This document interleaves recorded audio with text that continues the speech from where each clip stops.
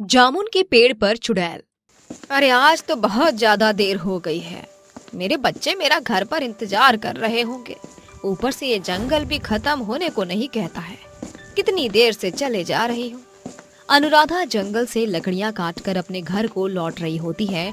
तभी रास्ते में उसे एक बहुत बड़ा पेड़ दिखाई देता है जिस पर जामुन लटक रहे होते हैं।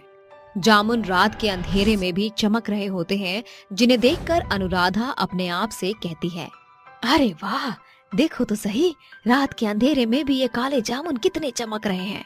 लगता है बहुत ही स्वादिष्ट हैं। क्यों ना मैं इनको तोड़कर अपने बच्चों के लिए ले जाऊं? मेरे दोनों बच्चे बहुत खुश हो जाएंगे। ऐसा सोचकर अनुराधा पेड़ के ऊपर पत्थर मारने लगती है, लेकिन पत्थर मारने से एक भी जामुन गिर नहीं पाता। ओहो, एक भी जामुन टूट नहीं रहा। अब मैं क्या करूं? हे भगवान, काश ऐसा होता कि जोर जोर की आंधी चल जाती, जिसके बाद इस पेड़ के जामुन अपने आप टूटकर नीचे गिर जाते। तभी अचानक से बहुत तेज हवा चलने लगती है। देखते ही देखते जामुन के पेड़ से जामुन अपने आप नीचे गिरने लगते हैं। अरे वाह, ये तो चमत्कार ही हो गया। मैं तो अभी जामुन के पेड़ के हिलने की बात ही कर रही थी, तभी अचानक से आंधी चलने लगी। अब इन जामुनों को इकट्ठा कर लेती हूँ। आज तो मेरे बच्चे बहुत खुश हो जाएंगे। अनुराधा जमीन पर पड़े हुए जामुनों को उठाने लगती है। तभी उसके पीछे एक बहुत भयानक चुड़ैल आकर खड़ी हो जाती है, जो धीमी आवाज में अनुराधा से कहती है, अरे सुनो, जामुन उठाने में मैं तुम्हारी मदद करूं क्या? कहीं तुम जामुन उठाते उठाते थक ना जाओ। बहुत सारे जामुन हैं यहाँ। अगर तुम कहो तो मैं एक बार और अपने पेड़ को हिलाकर तुम्हारे लिए जामुनों को नीचे गिरा देती हूँ।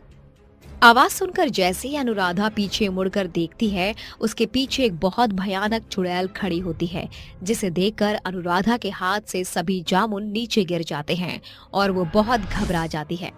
चुड़ैल, चुड़ैल, हे भगवान, चुड़ैल तू कहाँ से आ गई? जहाँ से ये जामुन आए हैं। चुड़ैल, मुझसे गलती हो गई, मुझे माफ कर दो। आइंदा मैं कभी भी इस पेड़ के जामुन नहीं तोड़ूंगी। मुझसे बहुत बड़ी गलती हो गई, मुझे माफ कर दो। ऐसे कैसे माफ कर दूं? अब तूने इतने सारे जामुन तोड़े हैं तो तुझे इन जामुनों को खाना भी पड़ेगा। ये सारे जामुन खा ले, उसके बाद यहाँ से चली जाइयो। अनुराधा चुड़ैल के डर से जामुन को उठाकर खाने लगती है। जैसे ही वो पहला जामुन खाती है, उसका शरीर जामुन की तरह काला पड़ जाता है। देखते ही देखते अनुराधा एक जामुन में बदल जाती है, जिसे उठाकर चुड़ैल अपने पेड़ के ऊपर लगा देती है। एक ऐसे ही धीरे धीरे लोगों से बने हुए जामुन मेरे पेड़ पर लगते रहेंगे तो मेरी शक्तियाँ बढ़ती रहेंगी। इतना कहकर चुड़ैल वहाँ से गायब हो जाती है। अगले दिन सुबह राजू और राधा अपनी माँ अनुराधा को गांव के चारों तरफ ढूंढते हैं, लेकिन उन्हें उनकी माँ कहीं भी नजर नहीं आती। जिसके बाद वो गांव के मुखिया के पास जाते हैं और उनसे कहते हैं, मालिक, हमारी माँ कल रात से गायब है। कोई कुछ पता नहीं चल रहा है। हमारी माँ को ढूंढने में हमारी मदद करो। मेरी माँ के अलावा हमारे इस दुनिया में और कोई नहीं था। अगर हमारी माँ वापस नहीं आई तो हम दोनों भाई बहन जीते जी ही मर जाएंगे। राधा और राजू को इस तरह अपनी माँ के लिए तड़पता हुआ देख मुखिया की आंखों में आंसू आ जाते हैं और वो उनसे कहता है, देखो बच्चों, तुम दोनों चिंता मत करो। तुम्हारी माँ को ढूंढने में हम तुम्हारी मदद जरूर करेंगे, लेकिन तुम दोनों अपने आप को अकेला मत समझो। तुम्हारी माँ के बाद इस दुनिया में मैं तुम्हारे साथ हूँ। मुखिया उन दोनों को गले से लगाता है और उसके बाद उन दोनों को घर के अंदर बुला लेता है। जिसके बाद मुखिया अपने कुछ लोगों को गांव में अनुराधा को ढूंढने के लिए भेज देता है। तुम सभी को मैं एक काम देता हूँ, उस औरत को किसी भी हालत में ढूंढ कर ले आओ, फिर चाहे जंगल का कोना कोना क्यों न छान लो। मैं इन बच्चों को अनाथ होते हुए नहीं देख सकता। जाओ और जल्दी लौट कर आना। मुखिया के लोग गांव भर में अनुराधा को चारों तरफ ढूंढने लगते हैं। देखते ही देखते सुबह से शाम हो जाती है, जिसके बाद वो सभी मिलकर जंगल में ढूंढने लगते हैं। अरे मुखिया ने हमें आदेश तो दे दिया, लेकिन सुबह से शाम हो गई, हमें वो औरत कहीं भी नहीं मिल रही है। अरे धरती निकल गई या आसमान निकल गया उस औरत को? अगर मरी भी होगी तो उसकी लाश तो कहीं ना कहीं होगी ना। पता नहीं कहाँ गायब हो गई वो औरत। तुम लोग बातें कम करो और काम ज्यादा। एक काम करते हैं, हम सभी अलग अलग दिशाओं में जाते हैं, कहीं ना कहीं तो हमें उस औरत का कोई सुराग जरूर मिलेगा। लांबा की बात सुनकर सभी लोग अलग अलग दिशा में निकल जाते हैं, जिसके बाद लांबा उस औरत को ढूंढते ढूंढते जामुन के विशाल पेड़ के पास पहुंच जाता है, जहां उसे जामुन रात के अंधेरे में भी चमकते हुए दिखाई देते हैं। इतना बड़ा जामुन का पेड़, अरे वाह, ये तो बहुत ही खूबसूरत लग रहा है।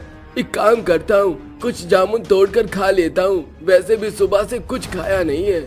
लांबा पत्थर मारकर जामुनों को तोड़ने की कोशिश करता है। तभी उनमें से एक जामुन नीचे गिर जाता है।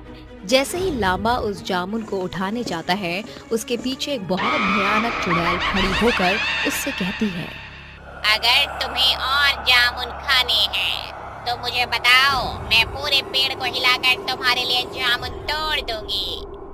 अपने पीछे एक बहुत भयानक चुड़ैल को देखकर लांबा बहुत ज्यादा डर जाता है, जिसके बाद वो डरते हुए चुड़ैल से कहता है, चुड़ैल, तू कैसे, कौन है तू और मेरे पीछे खड़ी होकर क्या कर रही है? मेरे जामुन तोड़कर मुझी से पूछते हो कौन हूँ मैं? चलो, अब जब तुमने मेरा जामुन तोड़ा ही है तो इसे खा भी लो।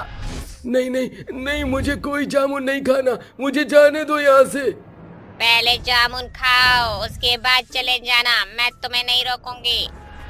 चुड़ैल के डर से लांबा जामुन खा जाता है, जिसके बाद देखते ही देखते वो खुद एक जामुन में बदल जाता है, जिसे उठाकर चुड़ैल अपने जामुन के पेड़ पर लगा देती है। लेकिन ये सब कालू एक पेड़ के पीछे से छुपकर देख लेता है, जिसके बाद वो जंगल से निकलकर सीधा मुखिया के पास जाकर उसे जंगल में हुई पूरी घटना के बारे में बताता है। क्या कहा? चुड़ैल? लगता है हमारे गांव में इस चुड़ैल की वजह से ही लोग गायब होते जा रहे हैं। हमें उसका कुछ न कुछ तो करना ही होगा। ये सोचकर मुखिया एक तांत्रिक बाबा को जंगल में लेकर पहुंच जाता है, जिसके बाद तांत्रिक बाबा उस जामुन के पेड़ के सामने खड़े होकर एक मंत्र का जाप करते हैं। वक्रतुंड महाकाय सूर्यकोटि समप्रभा निर्विघ्नं कुरु मे देव सर्वकार्येषु सर्वदा। तांत्रिक के मंत्र को सुनते ही चुड़ैल जामुन के पेड़ से बाहर आती है और तांत्रिक से कहती है, क्यों बे तांत्रिक, तेरी इतनी हिम्मत कि तो मुझे पुकारे? रुक, तुझे तो मैं अभी बताती हूँ। इतना कहने के बाद चुड़ैल तांत्रिक के ऊपर हमला करने लगती है, लेकिन तांत्रिक अपनी झोली से भभूति निकालकर चुड़ैल के ऊपर फेंक देता है, जिसके बाद चुड़ैल बहुत ज्यादा कमजोर पड़ जाती है। चल चुड़ैल, बहुत हुआ तेरा नाटक, जल्दी से बता, आखिर तू ये सब क्यों कर रही है? शक्तिशाली, मैं बहुत ज्यादा शक्तिशाली होने के लिए सब कर रही हूँ। ये सब मुझे करने के लिए चांडाल ने कहा था। देख चुड़ैल, मेरी बात मान और यहाँ से चली जा, नहीं तो अंजाम अच्छा नहीं होगा। नहीं जाऊंगी, नहीं जाऊंगी, कहीं नहीं जाऊंगी। तांत्रिक के कई बार समझाने के बाद भी चुड़ैल उसकी एक नहीं सुनती, जिसके बाद तांत्रिक बाबा जामुन के पेड़ के ऊपर गंगा जल छिड़क देते हैं। तभी अचानक से पेड़ के अंदर से आग के शोले निकलने लगते हैं। देखते ही देखते पूरा पेड़ आग की चपेट में आ जाता है। वहीं दूसरी तरफ चुड़ैल भी उसके साथ साथ जलकर राख हो जाती है, जिसके बाद से गाँव वालों को चुड़ैल से मुक्ति मिल जाती है। रात के तकरीबन 8 बज रहे थे। सड़कें एकदम सुनसान थीं। उस वक्त हरिया अपने काम पर से घर लौट रहा था कि तभी वो अपने थैले में हाथ डालता है और पैसों की गड्डी को हाथ में लेकर खुशी से हंसकर बोलता है, अरे क्या बात है, आज तो मुझे इतने पैसे मिले हैं और मालिक ने ऊपर से मेहरबान होकर मुझे एक्स्ट्रा पैसे भी दे दिए। आज तो सरला इन पैसों को देखकर खुश हो जाएगी। ये कहकर वो लगातार चलने लगता है कि तभी उसे अपनी पीछे किसी के चलने के कदमों की आहट महसूस होती है और तभी वो पीछे मुड़कर देखता है, लेकिन उसे वहां कोई नजर नहीं आता। तभी वो कहता है, लगता है कोई चोर लुटेरे मेरे पीछे पड़े हुए हैं, मुझे जल्दी जल्दी चलना चाहिए। इतना कहकर वो फिर से जल्दी जल्दी चलने लगता है। तभी अचानक से उसके सामने एक चुड़ैल आकर खड़ी हो जाती है और उससे कहती है, चोर लुटेरे से नहीं, तेरा पाला एक चुड़ैल से पड़ा है और अब मैं तुझे जान से मारने वाली हूँ। हरिया अपने सामने चुड़ैल को देख और उसकी बातें सुनकर बहुत ज्यादा डर जाता है और डरते हुए उससे कहता है, छोड़ दो मुझे, मत मारो, मैंने तुम्हारा क्या बिगाड़ा? हरिया चुड़ैल के सामने बहुत रोता गिड़गिड़ाता है, लेकिन उसे चुड़ैल मार देती है और उसकी मुंडी काट उसके शरीर के 2 टुकड़े कर देती है और वो सारा पैसा उठा लेती है और ले जाकर एक घर के बाहर दरवाजे पर रख देती है और दरवाजा खटखटाकर चली जाती है। तभी अशोक दरवाजा खोलता है और देखता है कि उसके दरवाजे पर बहुत सारे पैसे रखे हुए हैं, जिसे देखकर वो अपनी पत्नी गीता को आवाज देता है। गीता, जल्दी इधर आओ, देखो किसी ने हमारे दरवाजे पर बहुत सारा पैसा रख दिया है। तभी गीता वहां पर आती है और वो ये सब देख अपने पति अशोक से कहती है, ये इतने सारे पैसे कौन यहाँ रख कर चला गया है? ये तो मुझे नहीं पता, पर शायद कोई भला ही इंसान होगा जिसने हमारी मदद की है। शायद आप सही कह रहे हैं। वैसे भी हम दोनों ने 2 दिनों से कुछ नहीं खाया और घर में एक अनाज का दाना भी नहीं है। अब इन पैसों से हम कल अनाज खरीद लाएंगे। इतना बोलकर दोनों भगवान को धन्यवाद करते हैं और जाकर सो जाते हैं। अगले दिन सुबह हरिया की लाश गांव वालों को मिलती है, जिसे देख गांव वाले बहुत ज्यादा डर जाते हैं और उसकी मौत की खबर पूरे गांव में फैल जाती है। और फिर ऐसे ही हर रात चुड़ैल लोगों को मारती है और उनका पैसा और खाना लाकर अशोक और गीता के घर बाहर रख देती है और वहां से चली जाती है।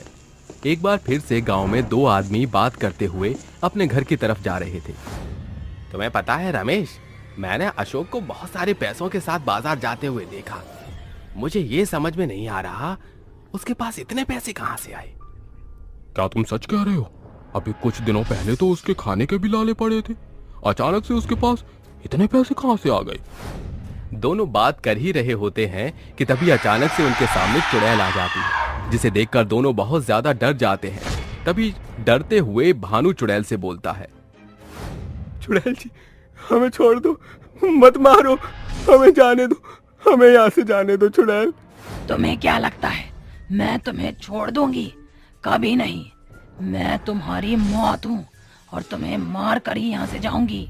जिसके बाद चुड़ैल उन दोनों को मारकर उनके शरीर के टुकड़े कर देती है।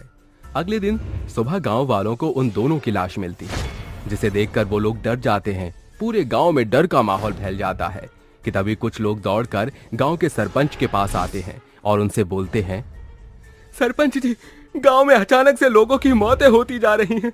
इससे सभी लोग बहुत ज्यादा डरे हुए हैं। अगर ऐसा ही चलता रहा तो एक दिन गांव में एक भी इंसान नहीं बचेगा। तुम सभी लोग डरो मत और अपने अपने घर जाओ, मैं कुछ करता हूँ।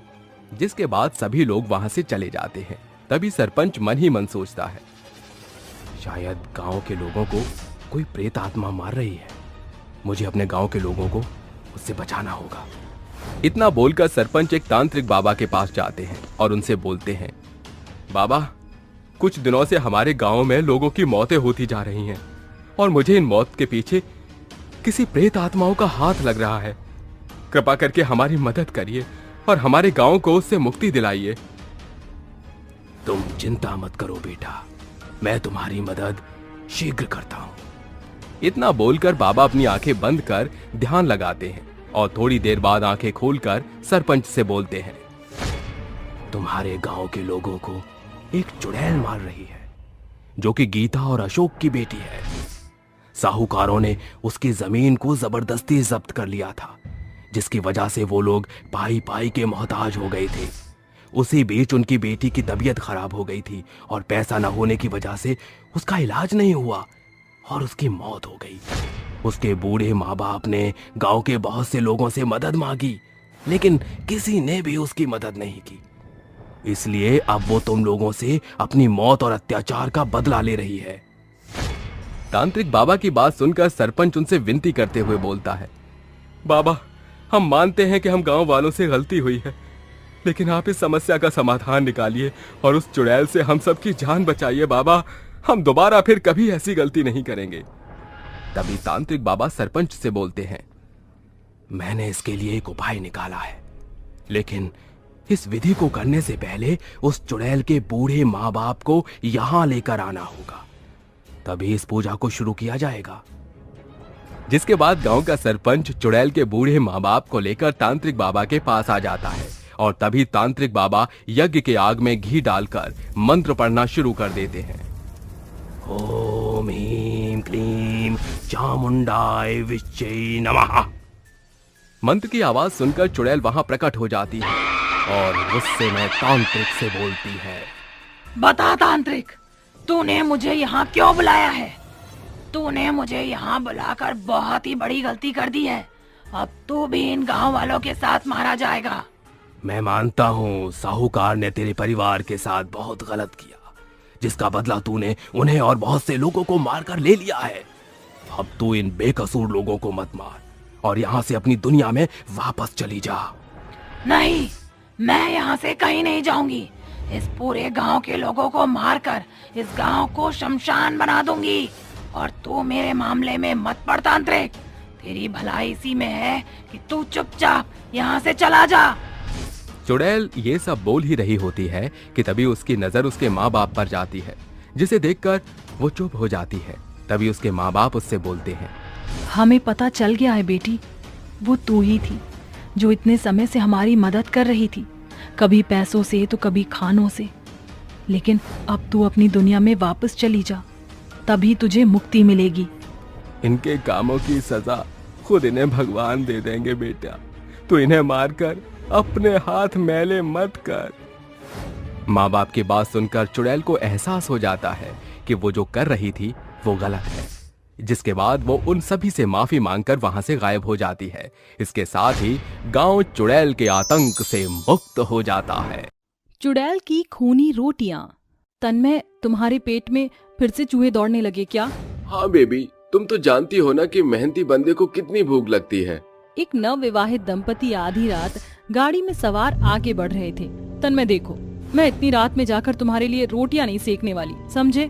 तुम आजकल की लड़कियों को रोटी बेलने में इतनी आफत क्यों आती है? तन्मय खिसियाए स्वभाव से गाड़ी की रफ्तार तेज करते हुए आगे बढ़ता है कि कुछ दूरी तय करते ही उसकी गाड़ी एक गांव के सरहद के पास आकर रुक जाती है। तन्मय, यहाँ गाड़ी रुक गई और तुम्हें खुशी छा रही है? वो देखो, मेरे पेट का जुगाड़ हो गया। दरअसल गांव के सीमा के बाहर एक औरत मड़ई में बैठी रोटियां सेक रही होती है। अरे सुनो रोटी वाली, जरा खाने की एक थाल तो लगाना। आर यू मैड तन्मय? तुम इस औरत के हाथों की रोटियां खाओगे? कितनी गंदी तरह से मिट्टी पर पसर कर रोटियां बना रही है। मेम साहब, आप शहरी लोगों की यही कमी है। अगर आप ये एक रोटी का निवाला भी खाएंगी तो शहर के 56 भोग भूल जाओगी। औरत रोटियां सेक कर तन्मय को दे देती है। तन्मय रोटी का एक निवाला खाते ही बोलता है, वाह, सचमुच तुम्हारे हाथ की रोटियों में तो जादू है, कितनी मिठास है। अचानक से तन्मय के गले की खाल उधड़ने लगती है और उसके गले से बहने वाले खून से सारे कपड़े सन जाते हैं। वो कराते हुए जमीन पर चित हो जाता है। मौली, अरे बचाओ मुझे, अरे मेरी जान जा रही है। तन्मय उठो, क्या मिला था उस रोटी में जो तूने मेरे पति को खिलाया? बोल चुड़ैल। औरत शातिर हंसी हंसने लगती है। तभी आसमान का रुख एकदम से भयानक हो जाता है, जिसके संग औरत चुड़ैल के भयानक रूप में आ जाती है। तुम चुड़ैल हो? हाँ, मैं चुड़ैल हूँ। जो भी मेरे बनाए खूनी रोटियां खाएगा वो मारा जाएगा।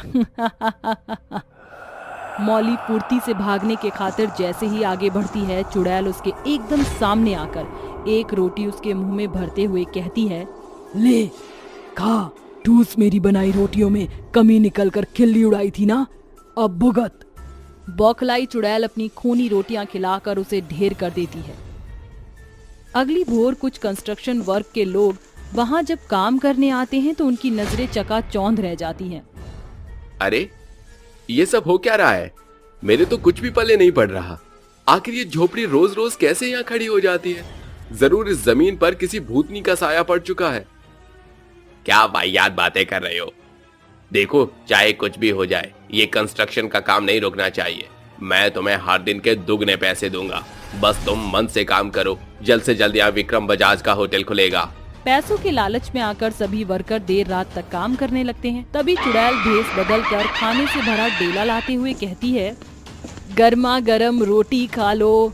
वर्कर की झुंड में काम कर रहा एक सरदार कहता है, अरे पुक्के मारे पेट में चूहे दौड़ रहे हैं ना।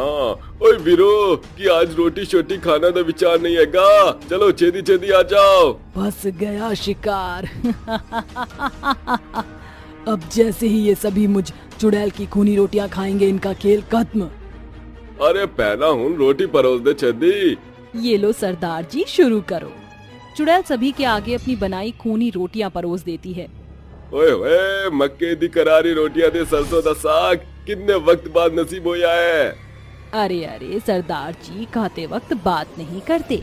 जल्दी जल्दी खाना खा लीजिए, फिर मुझे बर्तन लेकर वापस भी लौटना है। सभी एक साथ रोटियां खाना शुरू करते हैं कि कुछ ही पल में चुड़ैल की बनाई रोटियों का थाक सफाचट हो जाता है। तभी सभी गला पकड़कर छटपटाने लगते हैं। अरे अरे बचाओ बचाओ। अरे की होया तुम सरेआनू। इनकी अंतिम घड़ी जो आन पड़ी है। चुड़ैल की दोहरी आवाज सुनकर सरदार उसके भयावह जलजले रूप की ओर ताकता है, जो सर से पांव तक आग में धधक रही थी। ये मंजर देख उसकी आंखें फटी रह जाती हैं। हाय रब्बा, ऐते चुड़ैल सी उनकी करा कैसे बचावा अपने मित्रानू। सरदार जी, जानना नहीं चाहोगे कि मैंने तुम्हें क्यों नहीं मारा? चुड़ैल जी, मैनू कुछ भी जानन दी कोई लोड़ नहीं सी, तुसी मेरी जान बख्श दियो। कद 6 फुटिया लेकिन अकल शक्ल से एकदम फट्टू है तू। खबरदार, जो एक भी कदम आगे बढ़ाया तो तुझको भी अपनी खूनी रोटियां खिलाकर मार डालूंगी। तुसी मेरी नाल की जान दियो। तुझे मेरी मदद करनी होगी, मगर उसके खातिर तुझे मेरी कहानी सुननी पड़ेगी। तकरीबन 1 माह पहले की बात है। धूमगढ़ गांव में मंजरी नाम की लड़की गांव के सीमा के बाहर एक घास फूस की टिकाऊ मढ़ई में ढाबा खोले बैठी थी। वह बेहद सस्ता खाना बेचा करती थी, जिसके चलते उसकी बेहद अच्छी कमाई होती थी। अरे मंजरी बहन, जरा जल्दी से खाना दे दो, भूख के मारे पेट में कबड्डी मची हुई है। अरे हाँ बबलू भैया, अभी लाई। मंजरी झटपट से तवे की रोटी सेक कर खाने की थाली भरकर बबलू के आगे परोसती है और बबलू उसे 10 रुपए पकड़ा देता है, जिसे देख वहाँ बैठा एक अमीर आदमी बोलता है, अरे तुम मूर्ख औरत हो क्या? भट्टी की आग में धधक कर ये रोटियां सेक कर इतना सस्ता बेच रही हो? ऐसे कितना कमा पाते हो? अरे साहिब, छोटा मुंह बड़ी बात, सब कुछ पैसा ही नहीं होता। मैं सस्ती रोटियां इसलिए बेचती हूँ जिससे कि गांव के गरीब लोग इससे पेट भर सके। भले ही उससे 4 पैसे कम आएंगे, लेकिन दुआएं तो भरपूर मिलेंगी। मानना पड़ेगा, आज के जमाने में ऐसी बड़ी सोच। हर दिन के साथ मंजरी के हाथों की रोटियां खाने वाले लोगों की भीड़ बढ़ती जा रही थी, जिससे उसकी आमदनी भी दुगनी होने लगती है। पर एक रोज एक बड़ी सी गाड़ी उसकी गुमटी के आगे रुकती है, जिसमें से एक सूट बूट पहना रईस इंसान निकलता है। सुनो 2 टके की छोकरी, अपना ये चूल्हा चौका और ये जली भुनी रोटियां उठा और रफा दफा हो। आप मुझे मेरी जगह से निकालने वाले होते कौन हैं? ये ऐसे नहीं मानेगी, आगे बढ़ो और बुलडोजर चढ़ा दो। तेजी से आ रही बुलडोजर मंजरी की आंखों के सामने सब कुछ कुचल देता है। तुम अमीर अपने आप को क्या समझते हो? ये ढाबा मेरे सालों की मेहनत का फल था, मेरी जीविका का एकमात्र सहारा था। नाली के कीड़े, गरीब भिखारी, तुम लोगों को पैसे ऐंठने का बहाना चाहिए। दोनों के बीच तगड़ी भिड़ंत छिड़ जाती है। तभी विक्रम उसे जोर से धकेल देता है और बुलडोजर के नुकीले हिस्से की दरांती उसके जिस्म के आर पार हो जाती है। और उसके चलते मुझे अपनी जान से हाथ धोना पड़ा। मैं उस विक्रम बजाज को मौत के घाट उतार कर ही यहाँ से जाऊंगी। तू सिर्फ किसी भी बहाने उसे लेकर यहाँ आ। अगर तूने मुझ चुड़ैल से कोई भी चालाकी की तो तेरा हश्र बुरा होगा। लखविंदर दौड़कर विक्रम को हादसे की जगह पर ले आता है। लखविंदर, तुमने तो कहा था स्ट्रक्चर में प्रॉब्लम है, पर यहाँ तो सब कुछ ठीक ठाक जान पड़ता है। तभी जोर शोर से आंधी चलने लगती है और लखविंदर वहाँ से भाग चलता है। तभी चुड़ैल विक्रम का गला दबोच कर कहती है, मरेगा, अब तू मरेगा। तेरा इस जमीन पर होटल का सपना अधूरा ही रह जाएगा। तुम यहाँ? इसका मतलब ये सब तुम्हारा बिछाया जाल था? हाँ, ये मुझ चुड़ैल का ही छलावा था। अब तुझे भी मुझ चुड़ैल की खूनी रोटियां खानी पड़ेंगी। विक्रम के कदम खौफ से पीछे भागने लगते हैं कि चुड़ैल गुस्से में आकर अपनी काली सिद्धियों से विक्रम पर सैकड़ों रोटियां और धधकते ज्वाला की बौछार करती है, जिसके चलते विक्रम का शरीर छिल जाता है। माफ कर दो मुझे, मत मारो, मेरी जान बख्श दो। तुझे बख्श दूं? कतई नहीं। तूने मेरी रोटियों का धंधा चौपट किया था, तेरी मौत तो आज होकर रहेगी। चुड़ैल उसका गला ताड़ ताड़ करके उसकी खोपड़ी को जल रहे चूल्हों की लपटों के हवाले करके अपना इंतकाम पूरा कर लेती है और एक बार फिर उस जगह पर चुड़ैल ढाबा सजाकर रोटियां बनाकर अनजान गरीबों को पेट भर रोटियां खिलाया करती है। रोटियां। चुड़ैल की सब्जियां। पिताजी, आपकी तबीयत बिल्कुल भी ठीक नहीं है, फिर भी आप सब्जी बेचने जा रहे हैं? बिना जाए गुजारा भी नहीं है बिटिया। अभी इस पिता के कंधे पर जवान बेटी का घर बसाने की भारी जिम्मेदारी है। किशनगंज गांव में रहने वाला माधव अपनी 19 साल की बेटी कंगना के साथ रहता था। माधव सालों से सब्जियां बेचा करता था। आज भी वह बीमार हालतों में सब्जियों से भरा हुआ ठेला लेकर चल देता है। आलू ले, बैंगन ले, पालक ले, मेथी ले, आ जाओ भैया, ले जाओ ताजी हरी सब्जियां, भैया आ जाओ ले जाओ। जेठ की लुभरे मौसम और कड़कती धूप में सर से पांव तक वह पसीने से सराबोर हो जाता है कि अचानक धूप की तेज किरणों से उसका सर जोर से चकरा कर एक नुकीले पत्थर पर लग जाता है। हे ईश्वर, कोई बचाओ! लगता है आज तो मेरे प्राण निकल ही जाएंगे। उसके सर से बहता खून पूरी जमीन को रंग देता है और माधव की जान चली जाती है। गांव के कुछ लोग माधव की लाश को उठाकर ले आते हैं, जहां कंगना रोती हुई कहती है, हे भगवान, तू इतना निर्दयी कैसे हो सकता है? जन्म के वक्त माँ छीन ली और आज पिताजी भी मुझे छोड़ गए। बस कर कंगना बिटिया, रो रो कर आंखें सुजा ली हैं तूने। कंगना हिम्मत बांधकर अपने पिता की चिता को अग्नि देती है और चिता के पास बेसुध होकर रात भर फूट फूट कर रोती है।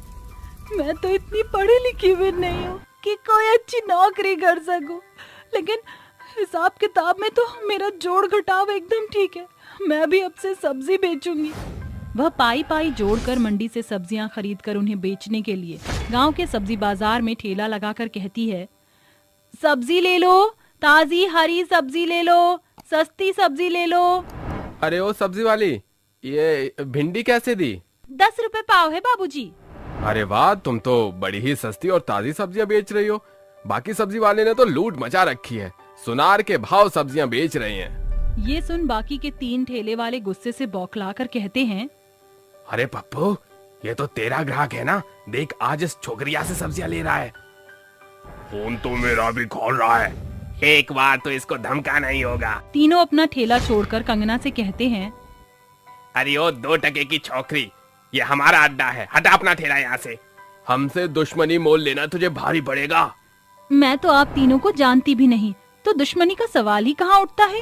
हमारा हक मारा है तूने। अरे हम बरसों से यहाँ सब्जी बेच रहे हैं, उठा अपना ठेला और चलती बन यहाँ से। लेकिन ये तो ग्राहकों के हाथ में होता है कि उन्हें कहाँ का सौदा पसंद आए। उन्हें मेरी सब्जियां सस्ती लगी तो उन्होंने खरीदा।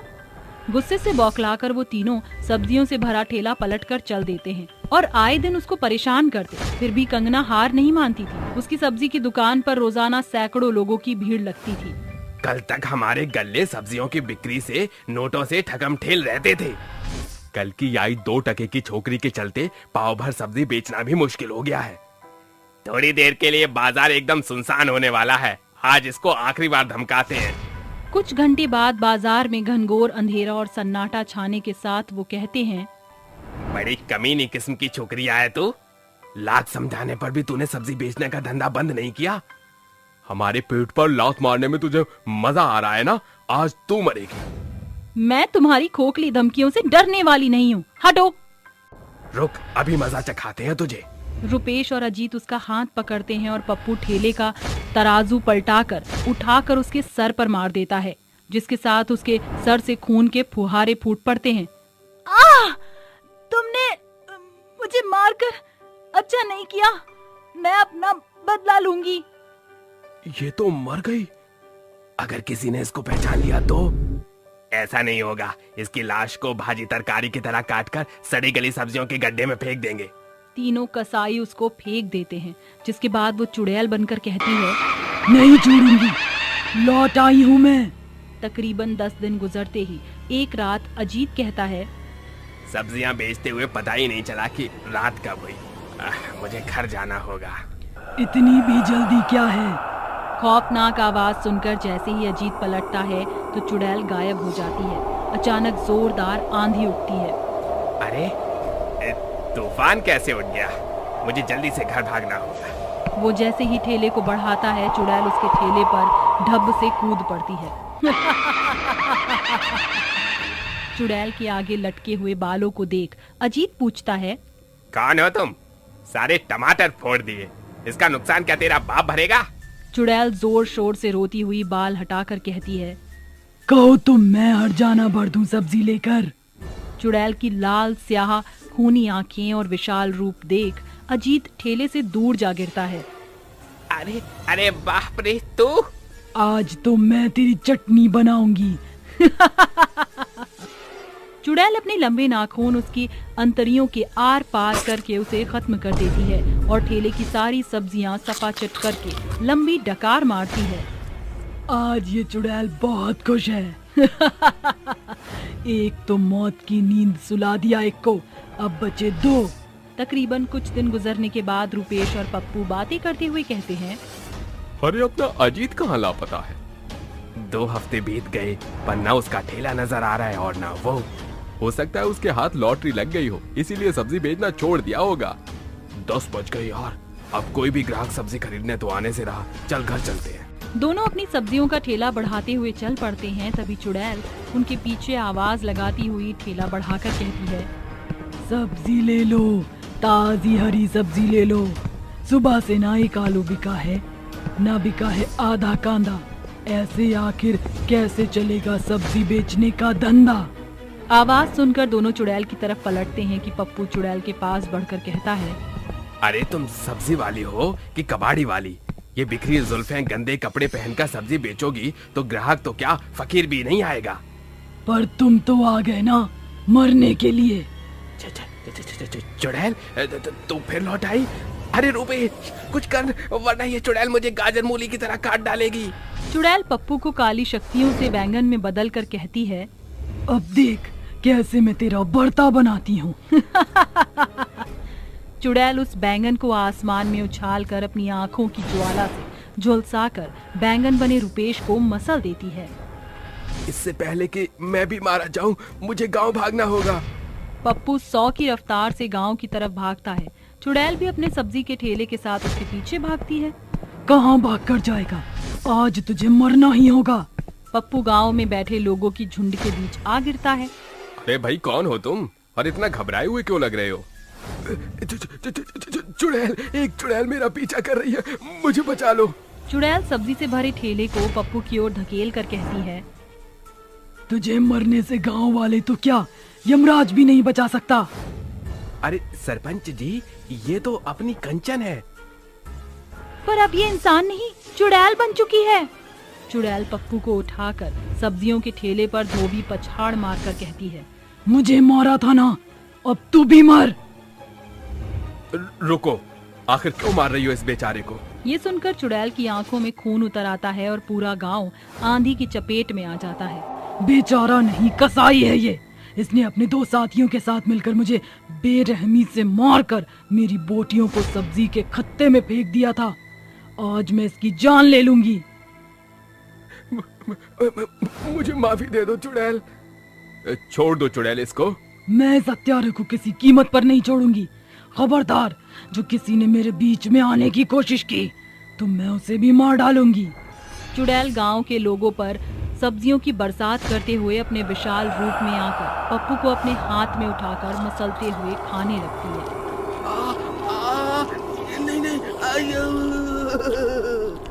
आज मेरा बदला पूरा हुआ, अब मेरी आत्मा को मुक्ति मिल जाएगी।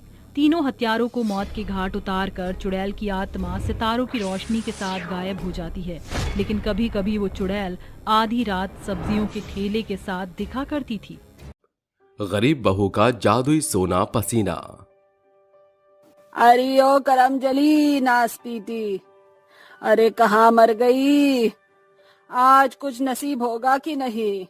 सास के ताने भरे शब्द सुनकर पसीने में सराबोर हुई मालिनी तेज कदम बढ़ाकर चाय और नाश्ते की थाली उसके पास लाकर उसके आगे परोसते हुए कहती है, माफ कीजिए माँ जी, जरा सी देर हो गई।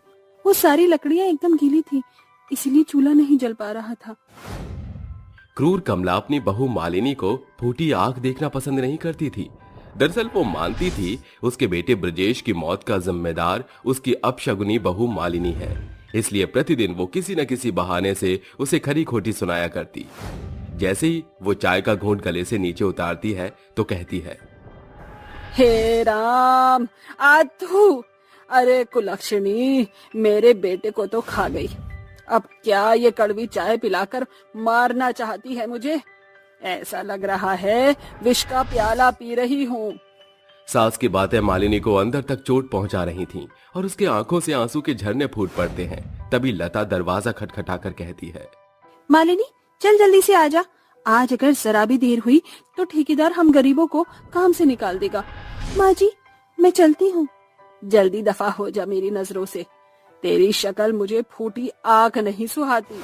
फिर वो लता के साथ चल पड़ती है। तभी लता उससे कहती है, मालिनी तू अपनी सास की ज्यादतियों का जवाब आखिर क्यों नहीं देती? वो तुझ पर कितना अत्याचार करती है, जबकि दिन भर पसीना बहाकर मेहनत मजदूरी करके तू उसका पेट पाल रही है। तेरी सास पर जरा जुबान से कड़वी है, दिल से बुरी नहीं है। उन्हें लगता है कि ब्रिजेश की मौत की जिम्मेदार मैं हूँ, इसीलिए वो मुझसे उखड़ी हुई रहती हैं। सूर्यदेव एक दिन मेरे जीवन के अंधेरे को जरूर दूर करेंगे। पति की मौत के बाद घर की जरूरतें पूरी करने के लिए मालिनी के सिवा और कोई नहीं था।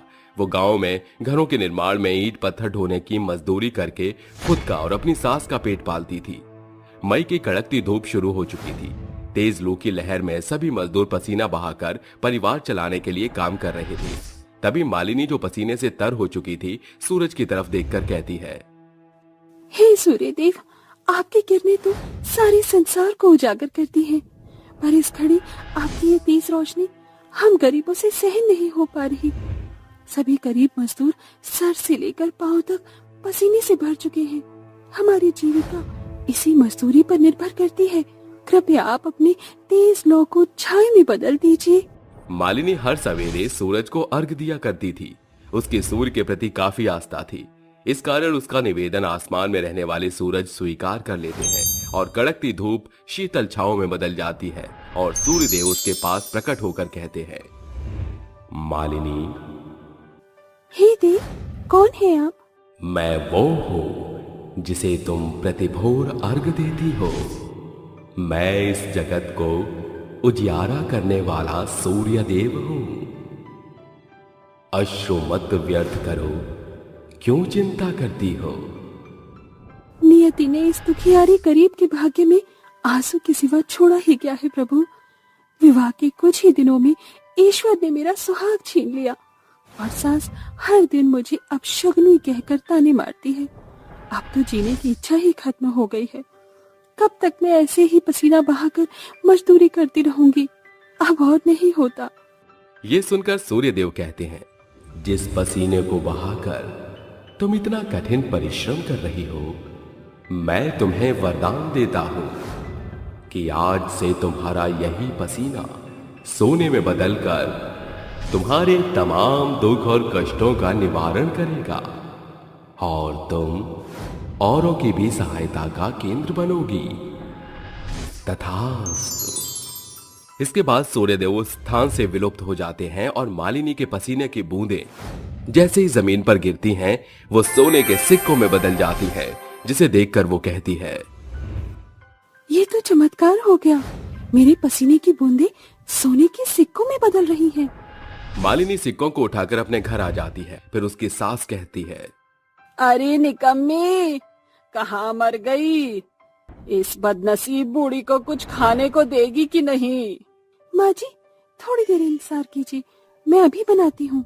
मालिनी रसोई घर में जाकर चूल्हा जोड़कर खाना बनाने लगती है और एक बार फिर वो सर से लेकर पांव तक पसीना से भर जाती है और उसकी सास चीखते चिल्लाते हुए कहती है, अरे करम जली, बीरबल की खिचड़ी बना रही है क्या? इतनी देर में तो सैकड़ों लोगों का खाना बनाकर परोस दूं। मालिनी उसको खाना लाकर दे देती है और कमला कहती है, आज अगर मेरे बुढ़ापे की लाठी मेरा ब्रजेश जिंदा होता तो मुझे ये रूखा सूखा खाने की जगह 56 भोग मिलता। उसके इतना कहते ही मालिनी के पसीने की बूंदें जैसे जैसे जमीन पर गिरती हैं, वो सोने के अनगिनत सिक्कों में बदल जाती है और कमला कहती है, अरे ये कैसा चमत्कार है। लोग तो पसीना बहाकर मुश्किल से 4 पैसे कमाते हैं, लेकिन तेरे पसीने से तो धन वैभव लक्ष्मी की तरह सिक्कों का रूप धारण कर रहे हैं। तूने तंत्र मंत्र या जादू टोना तो नहीं सीख लिया? माँ जी ये मेरे बरसों की तपस्या का फल है। सूर्यदेव ने मुझे वरदान दिया है, मेरे पसीने की हर एक बूंद सोने के सिक्कों में बदल जाएगी।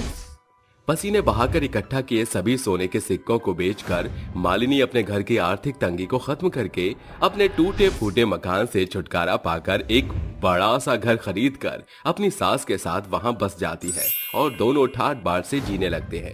एक दिन लता और भीमा उसे दिखाई पड़ते हैं और वो कहती है, अरे लता बहन, भीमा भैया, आप लोग यहाँ कैसे? पेट की आग गरीबों को भटकने पर मजबूर कर देती है।